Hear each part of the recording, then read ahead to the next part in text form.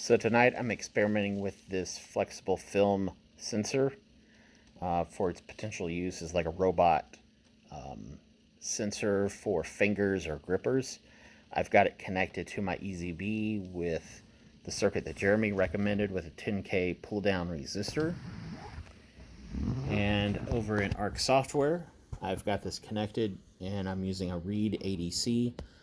And I've got the interval on this set to the fastest rate possible to read in the data. Reading it slower, I didn't think yielded very good results. I wanted to see how the sensor changes as I press down on it. Floating, it gives like a 65 to 70 value, and that happens sometimes with variable resistors.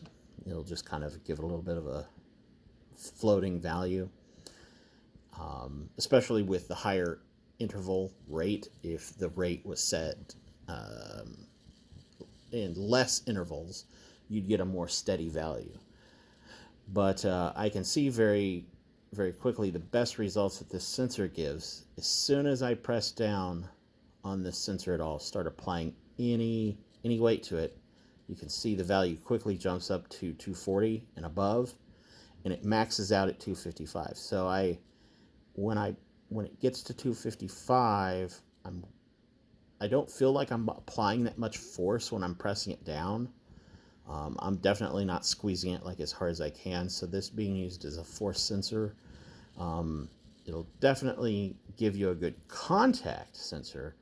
But as far as like feeling how much pressure a finger on a robot might be, pressing down, like between the difference between squeezing a grape or picking up a soda can, I don't think that this sensor by itself will tell you that or give an indication of how hard the robot's finger will need to squeeze based on just the flex sensor.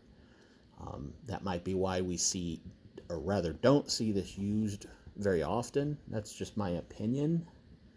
I want to experiment with this further. I don't want to give up on it just with these results, but these I would have hoped for better results from it, because it looks like a cool sensor, but I'm not sure using it in the finger, unless we just want to use it as a contact sensor, is going to be super useful.